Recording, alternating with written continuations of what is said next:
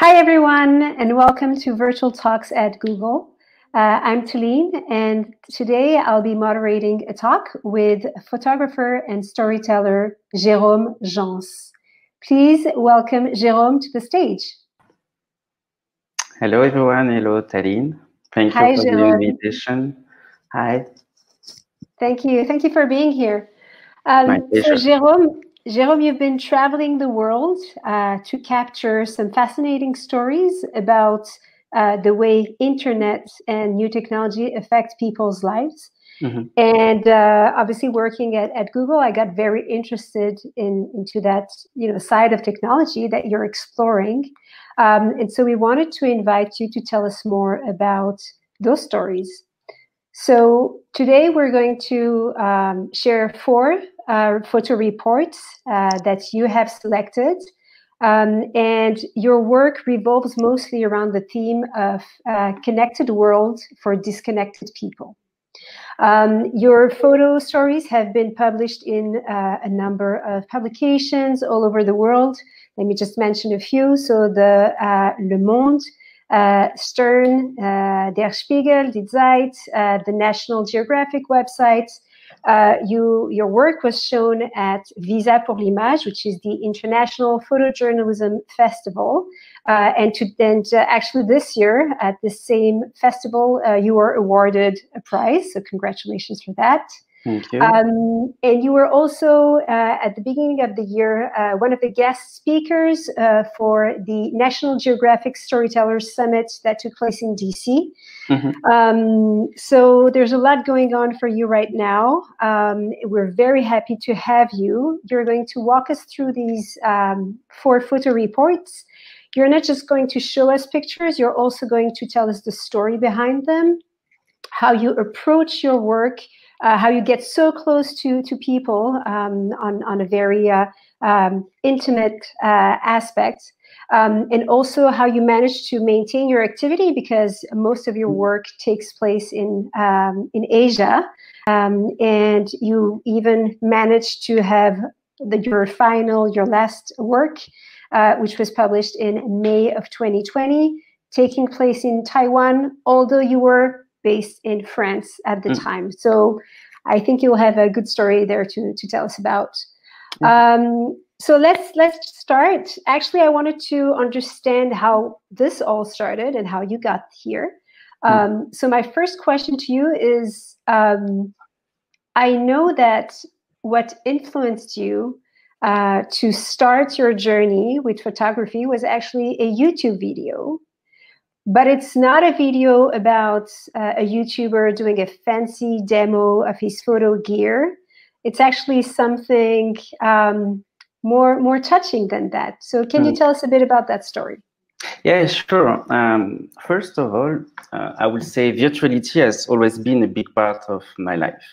I was born in a really small island, which is Réunion Island. And at that time, we didn't have internet. We have not so many books, it was really difficult to travel abroad.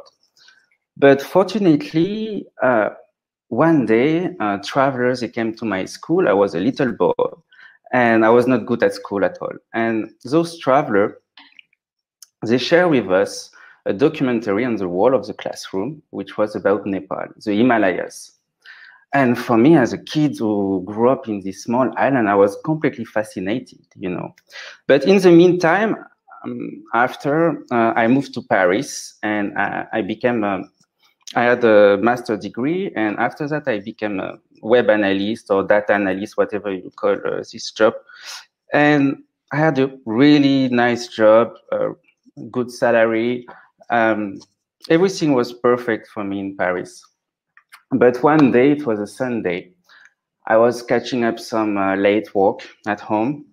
And during a break, I was typing Himalayas on YouTube, and precisely Darjeeling Himalayas. And I found a documentary from the BBC, which is about the toy train, a small steam toy train in Darjeeling. And inside this documentary, the portrait of a woman, her name is Sita Chetri. And Sita Chetri, she has 5 sons, and her dream was to give the best education to her 5 sons. And to do so, she carries a luggage of people. She's a woman who carries a luggage of people who arrive by this toy train. And I mean, until now, you know, like 6 years later, I'm still moved when I speak about her. And I decided to take 3 weeks of holidays to go to India to try to meet her. So I printed out her photos. I did a screenshot. And, you know, I look like an Indian, but in my island, we are a mix of cultures. So I have a Western culture. And the first day I arrived in India, it was my first time in India, and I said, oh my God, where I am actually. But I was really obsessed to meet Sita Shetty because I wanted to see her. And finally, so you had her name and some pictures. That was it. Yeah. And finally, thanks to the help of people, I was not really comfortable in India. It was really difficult for me.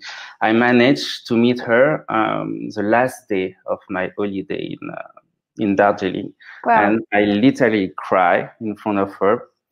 And when I get back to Paris, I still had the Himalayas in my mind. And I decided to quit everything, to quit my flat, my job, and to start a journey from France to the Himalayas. So I started a journey from France to the Himalayas. So I passed by Italy, Turkey, Central Asia, China, by hitchhiking, by train, by bicycle. I was not good at all at bicycle, but you know, even when you are not a good bicycler, you can, when you have time and when you start to travel like this, you face such amazing places. And especially for me, it was about people.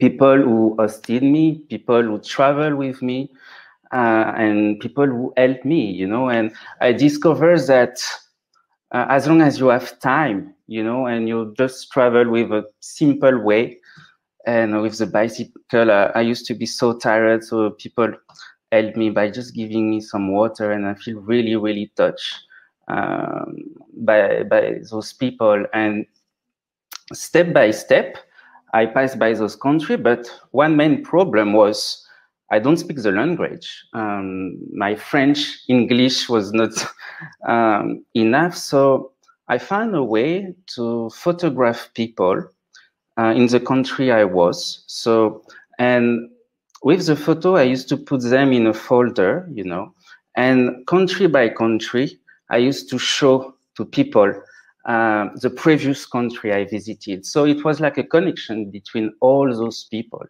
And many, many people, you know, traveling, it's a kind of trendy stuff in our country, but for many people, they don't even know what's going on in the next village. So you bring a photo of the Eiffel Tower in front of them, they say, wow, what is that, you know? And step by step, I managed finally to arrive to the Himalayas in Bhutan. And from the Himalaya, I really start to use photography to capture something I couldn't explain, you know, like it was my childhood dream.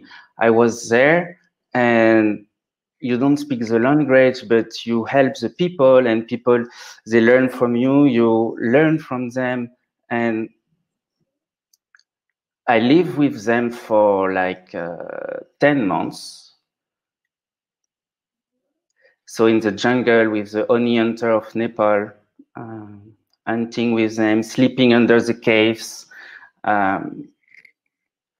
In the monastery, of course, when I was tired, to knock at the door and ask them if I could sleep, because I wanted to learn more about those culture. And one day, unfortunately, I was in Nepal, and something really dramatic happened. It was the earthquake of Nepal.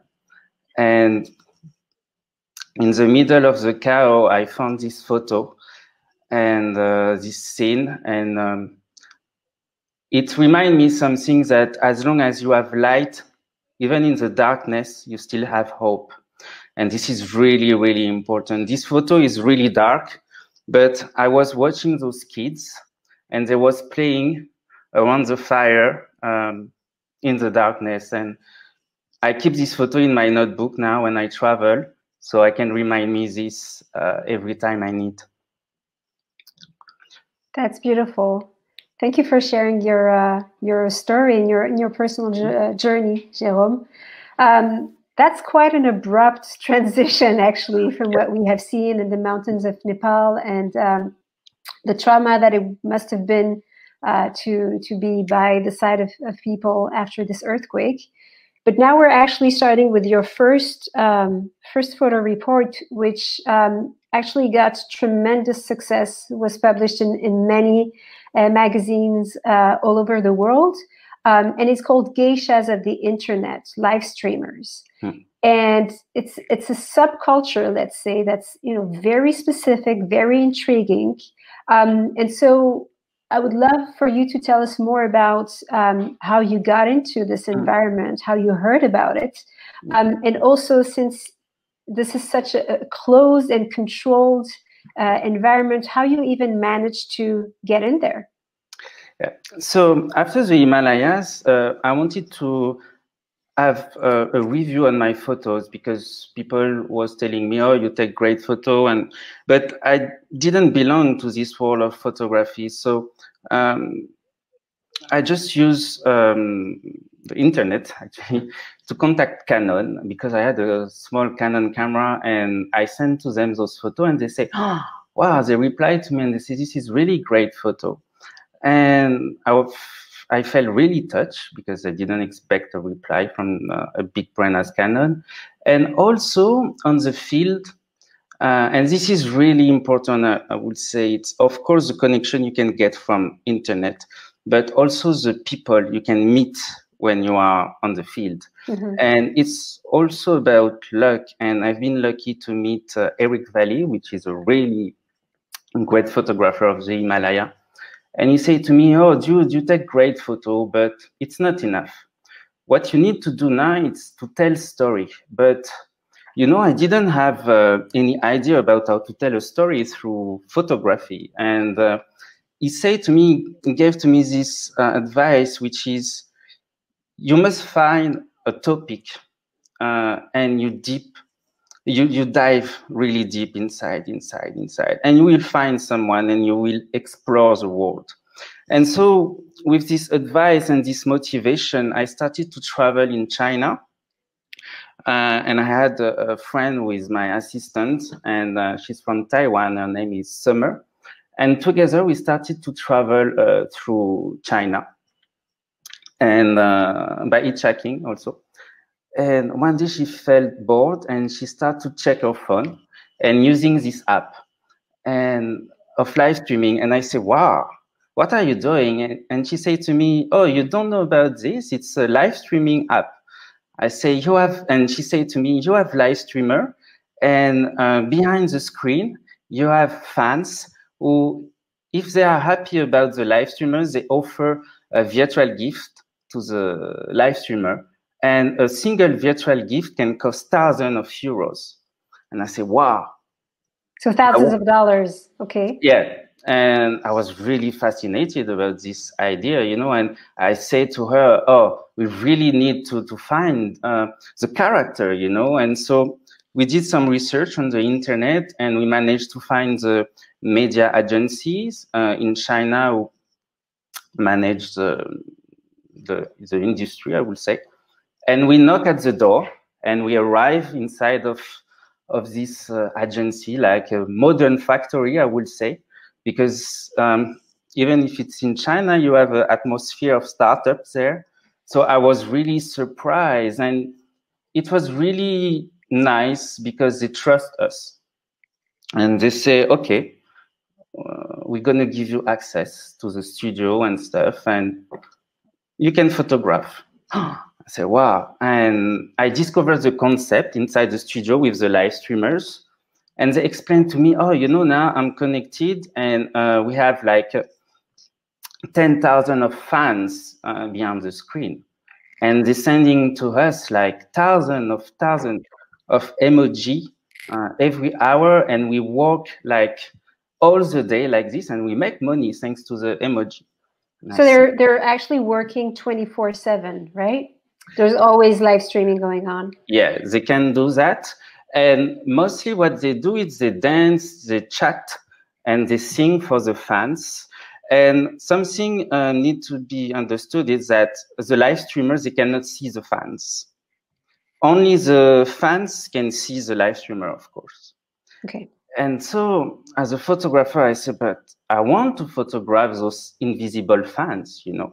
I want to get behind the screen. And how to do that? Those people, I don't know where they live. I don't know who are there. And so it took us to document this story 9 months. Okay. And we traveled to Korea, China, Taiwan, with the mukbang in Korea, the ASMR as well. And I was surprised also to discover a lot of young women who, like Magdalena, she specialized herself by eating donuts and with the ASMR sounds. And yeah, with all those cable.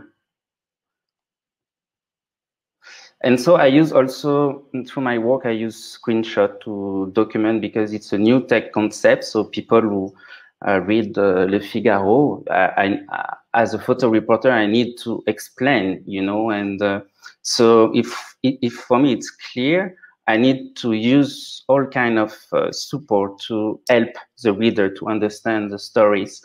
And here you open the apps and it's at the first sight free. And you can choose your live streamer and you can start to chat with them for free.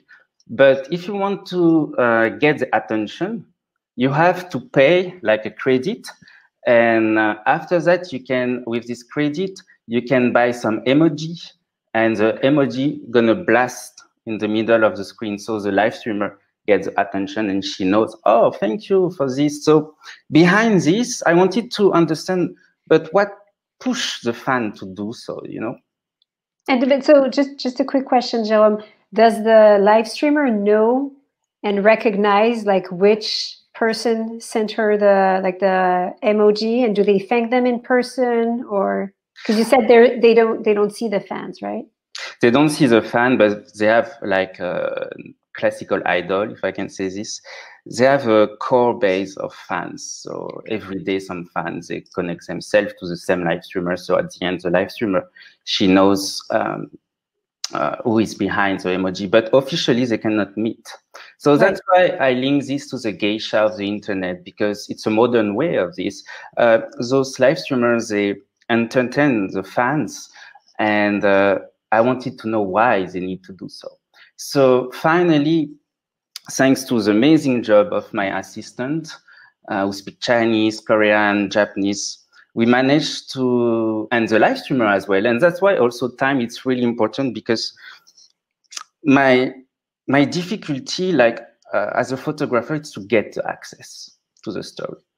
Especially today with internet, everything can be online in a second, you know, and you have to explain to people, I'm going to tell your story, but you have to keep this secret. And because I don't want it to be published online, because it's investigation work. So you have to work with people and to get the trust to drop the camera and to just have a dinner with them and make friends. And the live streamers, they say, okay, I will give you some contact, and you can contact the fan. I don't know them, but you do it. And of course, always with my assistant, because I cannot communicate in Chinese, Japanese. And after a few months, we managed to meet the fan. The first one was Junji. And we met him in an internet cafe, which is underground of Taipei. And he explained to me, like, Junji was the voice of the other fans, actually, for us. He explained to me, you know, I have no one to talk. And I say, wow. And sometimes I just connect myself, and just the fact to have someone who asks me how was my day make me happy. So to thank the live streamer, he used to offer his favorite live streamer some emoji, and he earned like 1,000 euro a month, and he used to give 300 euro per month to his favorite live streamer. Okay, so 1/3 of his salary went to the live streamer in emojis and virtual gifts. Yeah, the other, the 30%, it's for his parents, and the left is for him. So he lives in a factory, in a dormitory with other workers. So the live streamer is his breath, I would say, you know, and to escape from the work. Okay. And so we spent time with him in Taipei.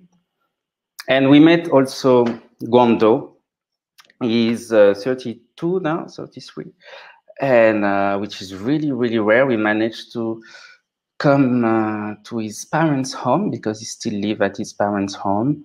And he never kissed a woman, but yeah, he fell in love for this live streamer and Taiwanese live streamer, and yeah, it was really touching to meet him, to meet them, because at the first time you feel, oh, this is weird, you know, you arrive in a room of a guy who's 30, but again, spending time and speaking with them, it's helped to understand, and it's not their fault. You understand quickly that it's something wrong inside our society today, which brings us men in Asia to be so lonely. So we try also to understand this, and thanks to my friend who are Korean, Japanese, Taiwanese, I can have small idea about that, and after I can also interview some researcher and expert and specialists who can give me some insight. And behind this, between the live streamer and the fan, there is a huge loneliness industry. And this live streamer with the supreme hat. Yeah. He earned 500,000 euro a month just by emojis. Okay. And with this salary, he even have some friends to show him the phone. He don't need to handle the phone by himself.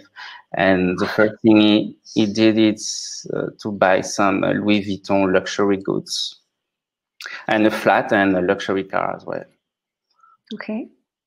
And this is Lala, a famous Taiwanese live streamer who did a photo book. So it was a way also to photograph the fan and to put a face, you know, on those fans. And as a photographer, I wanted this. It was out of question for me to photograph just the shadow. But if you arrive like this in one day and you want to get this access, this is not possible. You need to, again, to spend time and to trust them, and they also trust you at the end. So you said you spent 9 months documenting this, right? Mm-hmm. Yeah. Okay. Even a dog can be a famous live streamer in Asia. It's a Shiba dog, and it's famous because people, they like the way in Taiwan, I mean, people, they like the way the Shiba watch them, because it gives you a good mood to start your day. So also, it's illustrate this photo. It's I like this photo because it illustrates also the Asian society, you know, with the luxury car. Even a Shiba dog live streamer can have finally his luxury car, and those people around taking photos. And these photos, a big billboard about the app's owner, of the main app's owner in Taiwan. And it's 30 meters high above a Rolex store. And I found this image completely crazy, because those women, you know, standing with this message, which is, I want to be with you. Oh, that's what's written on the billboard? I want to be with you? Yeah, I want to be with you. And so which shows the priority, I would say. The priority is not to buy luxury good anymore. It's to have a company. And to do so, the app companies, they invest a lot of money by buying billboard space and investment to attract the fans, the lonely fans. Say, oh, it's free, come. Oh, okay, you can chat. But now, if you want to get the attention of the live streamer, you have to buy the emojis. And so at the end, the fans, they are trapped, of course, because, you know, once you start to follow the daily routine of the live streamer, you want to continue, and you become addicted. Got it. And so I think what was interesting also is how you managed to go like behind the scenes to uncover so many layers to the story. Can you tell us a bit more what you found out when you went behind the scenes with the fans and the live streamers? Yeah, I wanted to, you know, with social media, I'm not a big fan of social media. The thing is, people, they can choose a profile photo, cover photo. This is a word. And, you know, I found exactly the same thing in the reality, which means the live streamers, they use the background photo with colorful photo to attract the fan with fancy decoration, fancy window. But in front of them, they didn't have a true window. And as a photographer, I really need to show this, you know. And behind this promise for the live streamer, because many live streamers, especially in China, they run away from the countryside to come to try to give a chance, you know, to the big city. So they arrive in those media agencies, and those agencies, they say, you can earn money quickly, easily. So you just need to connect yourself. So this is a dormitory and a chair as well. Because the live streamers, they work 7 days a week, 24 hours a day. And you have also, I really love these two photos. You have the virtuality and the reality, you know, in front of the live streamer, you don't have even a window, and behind her, you have the colorful background. Yeah, so fancy decor, but really their lives is totally different. And in Korea, also, the live streamers, they have to obey the mukbangs, they have to obey to the fan, because that day, Lee, his name is Lee, was late. So the fans, they ask him, they order him, say, oh, you have to sleep and to take a nap right now in front of the camera for us, and we're gonna watch you. Okay, wow. And the PR manager of the live streamer in Korea, famous live streamer, and they both were taking care of the interview with the journalists who came with me that time. And so, yeah, she has a big sofa, you know, and the PR, they cannot even sit on the sofa. They have to sit. Oh, you mean the PR people? The assistant, yeah. They're the ones sitting on the floor, and she's comfortably seated in her sofa. Yeah. Okay. And also, Anse, she's. I didn't want to photograph only a famous live streamer because, like the normal live streamer, I mean, who has a normal quantity of fan numbers, they share more. They are more authentic, you know, because they are between the start and they want to be famous, but they are still authentic. And so we spent together some time together with my assistant and her, and she was covering the phone, the camera, against her body to avoid the fan to localize, to spot where does she live. So because she was live streaming, and so some fans, they try to zoom, you know, inside her eyes to see the reflection of the district where she lives. So for her safety, she has to do so, to cover the camera against her body. So she can't even like stop the live stream until she gets back home? No. Wow. And inside her luxury flat in Seoul, she paid 20,000 euro for that. And she's also lonely, actually. And this is something I I understood that the fans who sell some drinks also, some drinks, sorry, to the fans, they are also lonely, you know, and because they have to work so hard to maintain the feed, because there is a huge competition. So if you disconnect yourself for 2 days, the fans, they will forget you and they will give the emoji to other people. And I spent the Halloween night with her inside of, on the street of Seoul.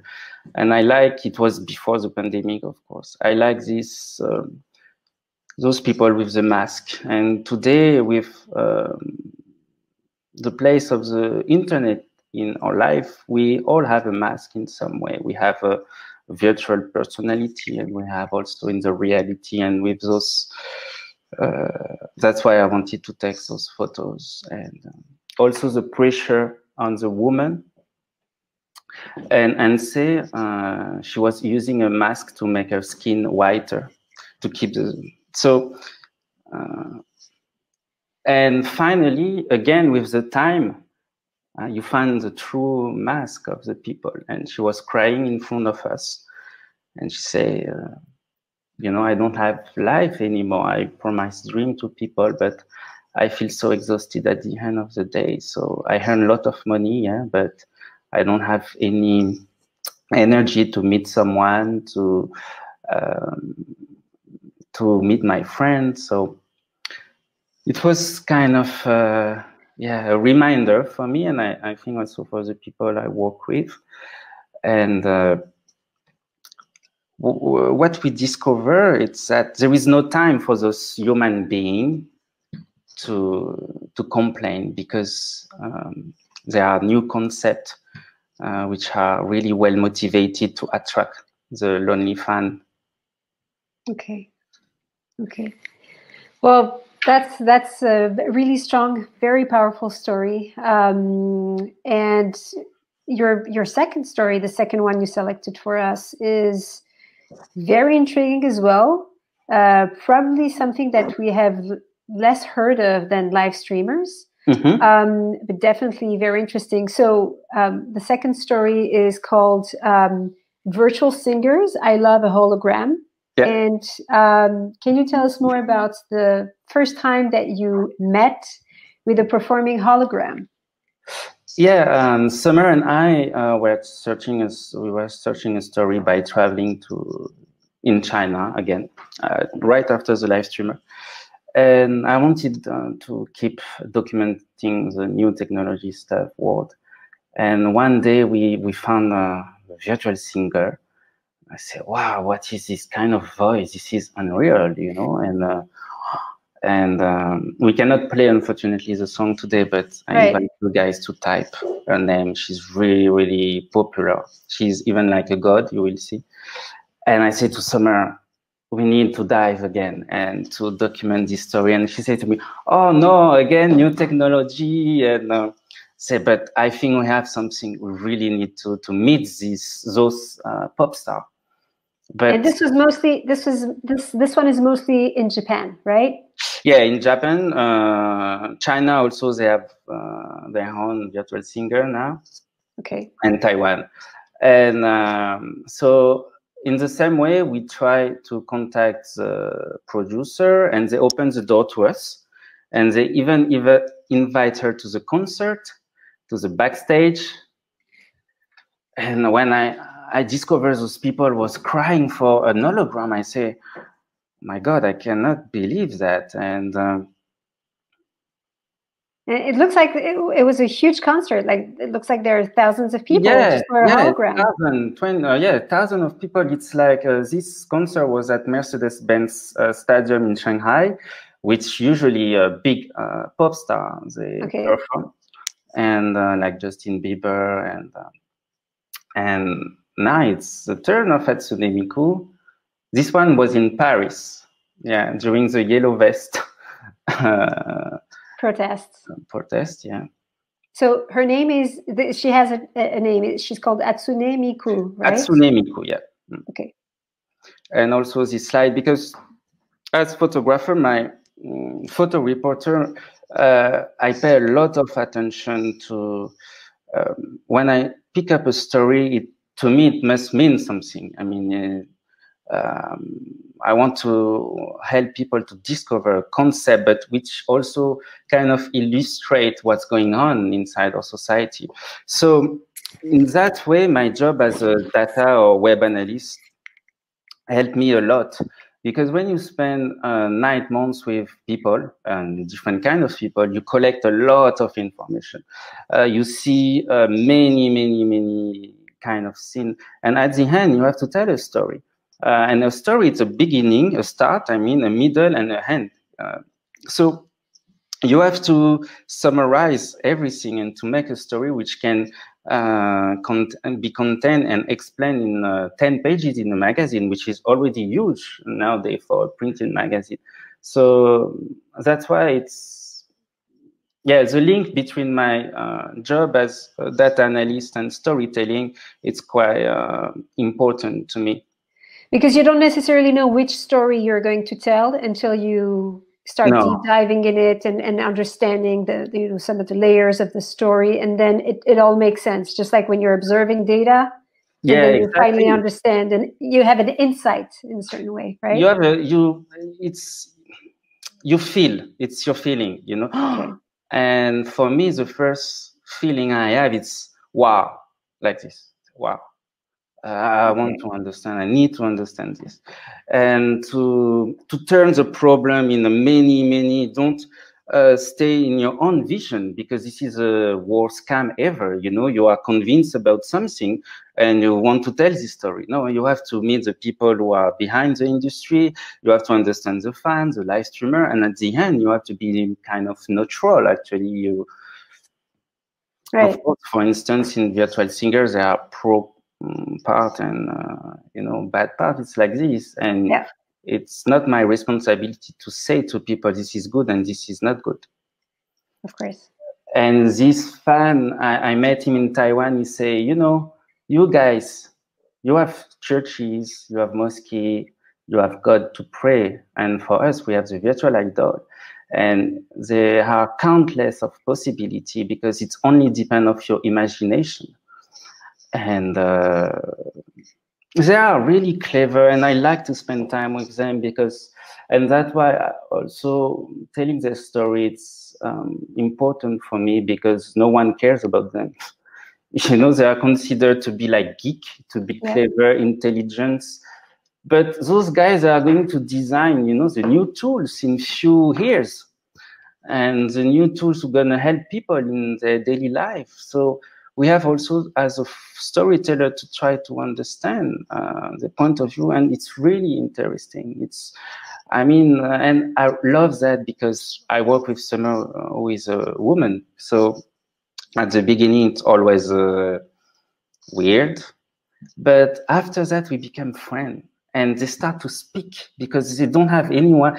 Oh, you mean it's strange for these men who are typically very lonely to have you and a woman so close to them, like almost entering their intimacy. And it's hard for them to open up first, right? Exactly. And so month by month, they get used to us, and I'm really proud of that. Right. And so this story was also 9 months, right? Yes, 7 or 8. Okay. And this is a monk fan of Hatsune Miku. He created his own religion of Hatsune Miku. And yeah, he put Hatsune Miku in the middle. So she's in the shrine, actually, on the right of the picture. Yeah. And the wedding, because they can be the idol, of course, they can be the pillow, they can be the religion, and they can be the wife. And this is, again, the countless possibilities of imagination. Right. So this is absolutely crazy. I remember seeing this picture in your in the publication, in the report, and how you managed to like become so close to them that they actually invited you to their wedding, getting married to a hologram. Can you tell us the story? Because I know there's a crazy story behind this. Again, it's time, the time you are ready to dedicate to other, which make a good story. And I keep working as a data analyst, as a freelancer. So I have my clients and they are just amazed by, you know, oh, Jérôme, you're in Japan photographing. This is really crazy. And so I can be kind of independent and to produce my story because there is no secret. Time, it's also money. And instead to wait for some solution will never come. I just keep my work, and also it's great to switch. And so I had 3 months to negotiate with him. I was in France at that time, and this guy also, he cannot speak, you know, with other smoothly, and he cannot maintain a conversation. And I needed to explain to him that I want to tell his story and it's going to be published in magazine, but keep it secret because otherwise the magazines, they are not so well interested to publish a story because they want exclusive story. And at that point, you knew he was going to get married to the hologram. Yes, right? thanks to Summer again and my other assistant, Amy, in Japan. And so I took a plane to Japan, and we met him. And he said, sorry, guys, you cannot attend the wedding because I already have 39 guests, and 1 guest more will be bad luck for me, so cannot. So that was like the day before or a couple of days before. And I was already, I already did like 5 months of a story of, you know, and if someone else gets the story, or even himself, he published his photo of the wedding, my story will be gone, and all the work of our team will be just jeopardized. Yeah. Right. And so you are also pushed by a kind of ego, you know, you have to be honest. You want to get the access to be the only one. And finally, the day after, the day of the wedding, I received a text message of Amy, my assistant, and she said to me, oh, someone cannot come to the wedding, so you have 1 seat free, and he want to invite you to the wedding. I said, oh, wow. And I was so happy, and I feel like dizzy between reality and virtuality because, you know, it's like this. And he spent 15,000 euro for his wedding, and he feel finally happy. And even some doll. And because it was really traditional, the wedding, you know, you have like the table, dress, everyone was in suit. So. Right. So you were a guest at the wedding. And I was, again, I felt that really weird at the beginning, but I was in the middle of all of them. I said, why not? He didn't do anything wrong to people, so after all, why not? And this is the power of the people you meet. Just no need to talk so much. They can influence your life, and I cannot consider myself as an influencer. Other people, they influence me, and they give me the power to take a flight right now and to leave the ones I love for those people that I don't even know, and they're gonna go married with a doll. And I also document a part at his home, sorry. He has like, I don't remember the name. She is inside a box. Sorry, this is not the name, but I cannot find the name in English.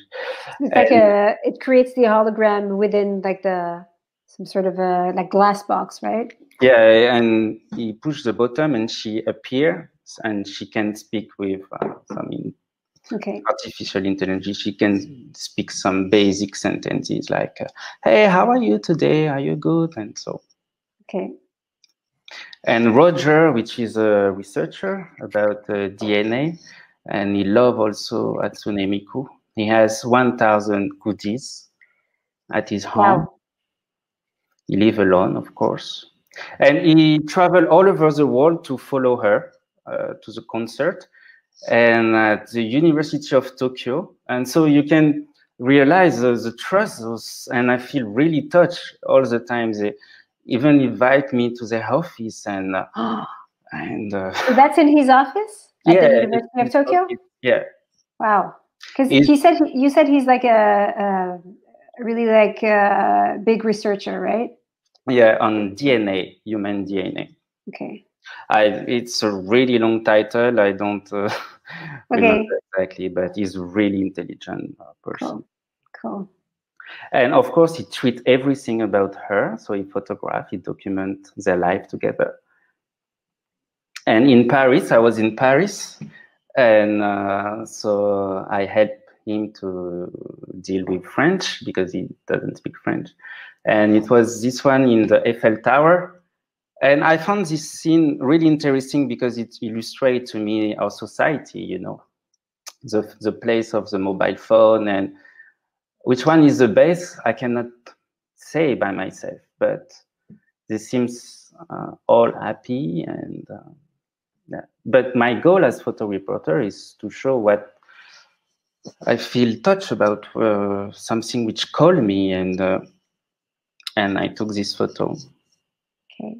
Also French fans, because it's not only about Asian fans. And his name is Hervé, he's a truck driver, and from Rouen. And it's like an escape in their life, actually. And also, what I love is to get back to my character, to keep in touch, thanks to the new technologies, which I really love using the mobile phone and to contact people and to search for information. Check in on them, right? Yeah. And I get back to Japan to meet him again. And finally, he showed me the new version of Hatsune Miku. Oh, he got a real life doll. Yeah.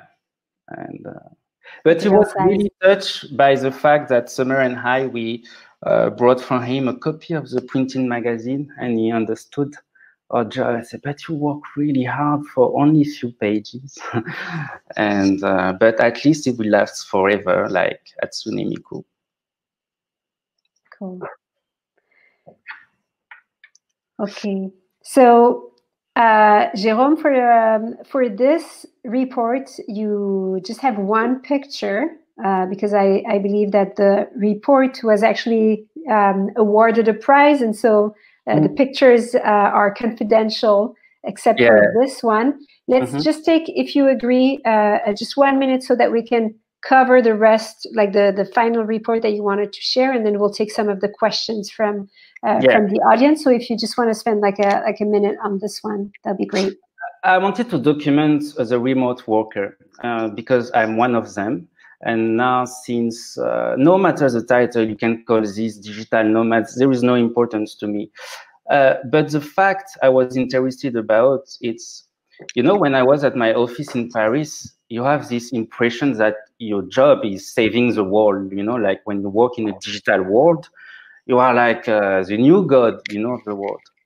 And as soon as I started to travel, but keep my job as data analyst, I would say, it was really tough for me to find at the beginning some mission, you know, some remote work, because people, they say, oh, you are traveling, you are now disconnected from what's going on in the digital world.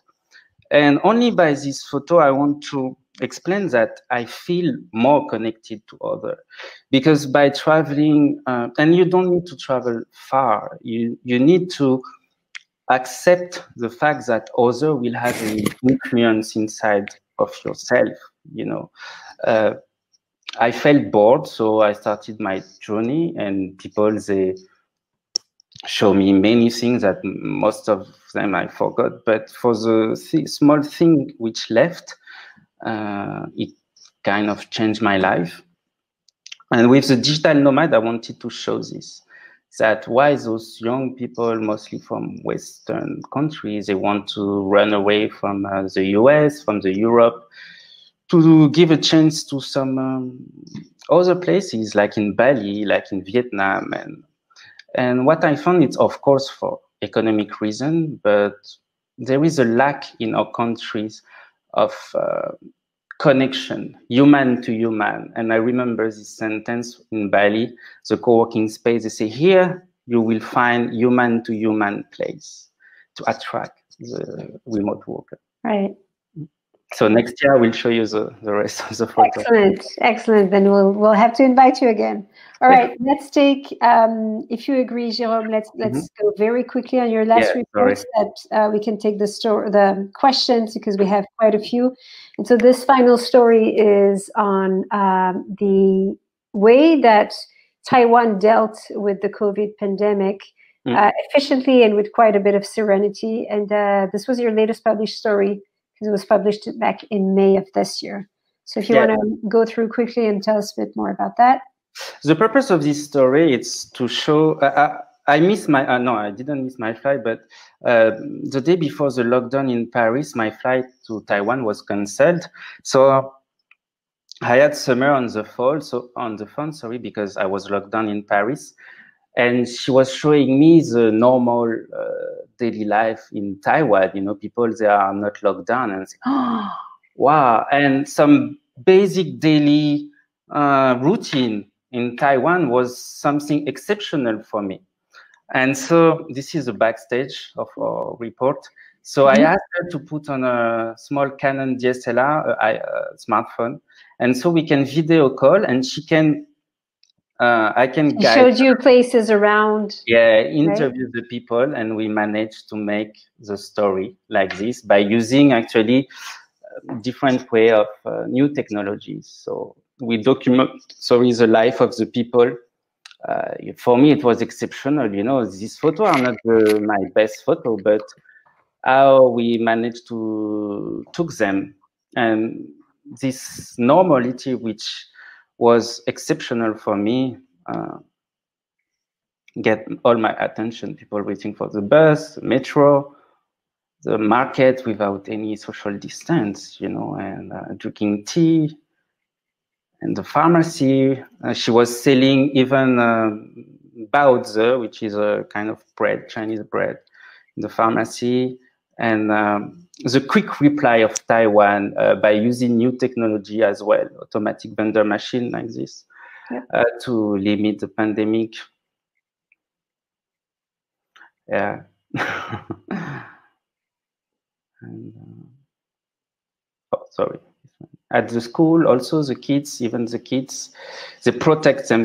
They protect themselves to avoid to touch. I mean, to contaminate other people. They care about others more than first, before to take care of themselves. Right. Cleaning the protection, washing the hand, dancing, fitness club. And so all this was shot through your assistant, like you gave her directions and guidelines, and so you did this remotely. Using the apps, which is really great to inform people. And here in France, we are debating, but you know, you have to choose at a point. And so they went very fast into choosing to have the app. Yeah, right? And it was always in a soft way.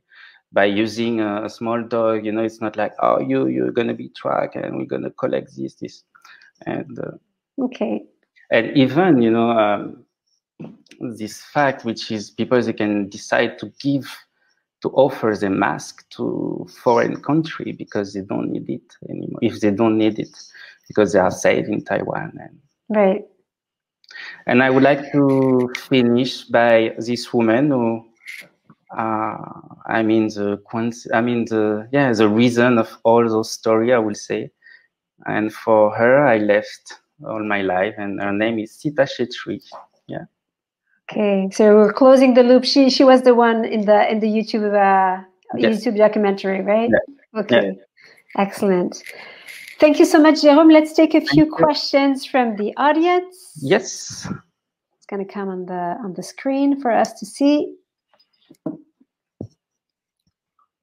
So first question from Joshua. How would you say that the streaming culture is different in Asia than it is on Twitch or YouTube Live in America and Europe? So how is the streaming culture different in that region of the world that you cover? And if you want to take just a minute. I would say that Asian live streamers I met, especially in China, who are from the countryside, they are more interesting about to get the money and to buy quickly a flat and a house and to leave the industry after, because it's really time consuming and it's really tiring for them. And whereas in the West, we are more, I would say maybe not all the influencer or blogger, but they want to have more share, more likes. So it's more popularity, I would say. Money come after. It's a bit taboo also, money in our country. So live streamers there, it's I mean, the ones that you have met, it's really about trying to make money fast for themselves, probably for their family who have stayed in the countryside. Okay. Yeah, that's quite different. Cool. What's the next question? So from Farah, do you have any advice from budding photographers who may be looking for their inspiration? Great question, Farah. I would say it's to photograph something you want to photograph, and it will bring you somewhere you don't know. Like me, I wanted to photograph the Himalayas. It took me in Africa, where I met the guy. I didn't have time to explain, but this guy who lives in China is from Africa, and I document his life from China to Africa. So you will walk around, and this is also important today, to be open, and to not be only in a way. And books. Sorry, go ahead. And for me, I try to avoid too much social media, because on Instagram, for instance, now today you have a really interesting artist did that project. He gathered all the touristic places, and it's just the same photos. And so for me, I'm more interested about people, because they are unique, and but you have to follow you, and what you feel will speak on the photos, I would say. And then turning the photo into a story. But basically what you're saying, it takes time, because you're going to uncover the story as you document it. And that's the thing I'm not comfortable with. Now we call a story everything, storyteller. It's a trendy word in all digital companies. But talking a story, and I'm still learning, of course, and I get my inspiration for old school photographer. It's much more than just to take a snap of you and to put on the social media and say, look, this is a story. Right. But you don't need to be a storyteller to be a photographer. Some people, they like to photograph food, they like to photograph their dogs, and it's perfectly fine with that, as long as you do what you want, actually. Right. Got it. Okay, let's take another question. Joshua again, how much of the photographs that you take are natural versus getting the subjects to pose, adjusting the situation to make a better shot, especially when trying to tell a story like this? Yeah, that's a really good question. Of course, sometimes when you make a portrait, you ask the people to pose. It's, I think this is something normal. But I would say that sometimes you imagine the shot. You say, oh, because I spend many months with my character. So they become intimate to me. And sometimes I observe them. I don't bring my camera and say, oh, next time I will do that. And so. But for some reason, they do something else.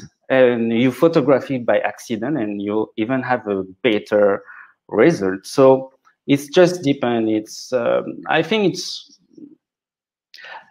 as long as the story you tell of the people, you feel honest with yourself. And today, new technology is great, because if something goes wrong with your story, people, they can complain. And so I think this is really good, because, and I have also my assistant and the people I trust and I work with. And it's all depends on the situation. It's Okay, cool. Jérôme, before we leave you, can you tell us in a few seconds what's next for you? To find silence for a few weeks. I think we are living now in a noisy world, and try to disconnect, to open books, to talk with your friend, to meet them, to get away from medias, and excellent. The mystery of life. Yeah. To try to enjoy this as much as possible. All right. Thank you very much. Thank you, Jérôme. And thanks everyone for watching. Bye-bye. Thank you, guys. Bye.